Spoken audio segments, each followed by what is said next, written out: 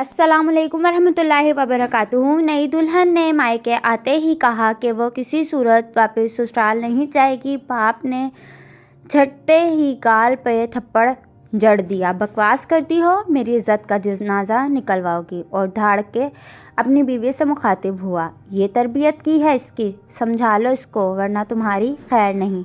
बाप गुस्से से बड़बड़ाता हुआ बाहर निकला तो अथरे बेटे भी उसकी तायीद में माँ और बहन को घूरते हुए बाहर निकल गए।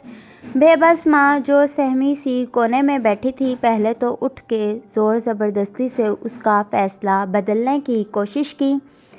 आखिर दोनों हाथ जोड़े उसके कदमों में ढेर हो गई। खुदारा मान जाओ, अब वही तुम्हारा घर है, मरो या जियो, वहाँ से तुम्हारा अब जनाजा उठे, वरना तुम्हारे अब्बा और भाई तुम समेत मेरी भी जान ले लेंगे।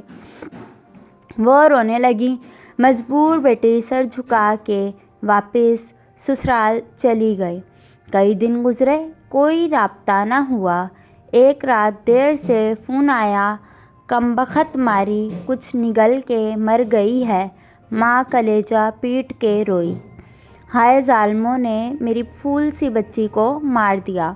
बाप और भाई वीडियो अच्छी लगे तो गम चैनल और को गुस्से सब्सक्राइब से करें। अल्लाह थर-थर हाफिज़। कांपने लगे और सब मिलकर लाश वसूल करने जा पहुँचे।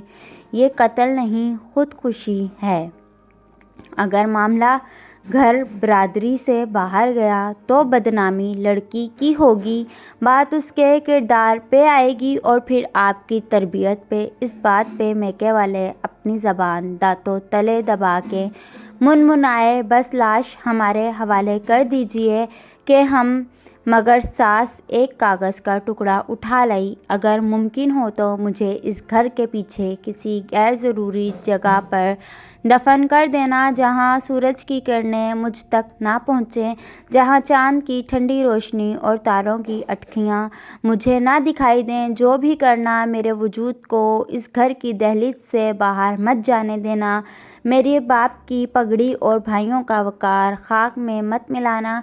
मेरी माँ को मज़ीद अजियत न देना। फ़क़्त औरत, एक औरत ही थी जो धाड़े मार के रोई, और वो थी माँ, क्योंकि लाश ही लाश का दुख समझ सकती है। फ्रेंड्स, वीडियो अच्छी लगे तो मेरे चैनल को सब्सक्राइब करें, बेल आइकन को प्रेस करें ताकि आने वाली हर नई वीडियो से आपको आगाही मिलती रहे। मिलते हैं नेक्स्ट वीडियो में, तब तक के लिए अल्लाह हाफिज़।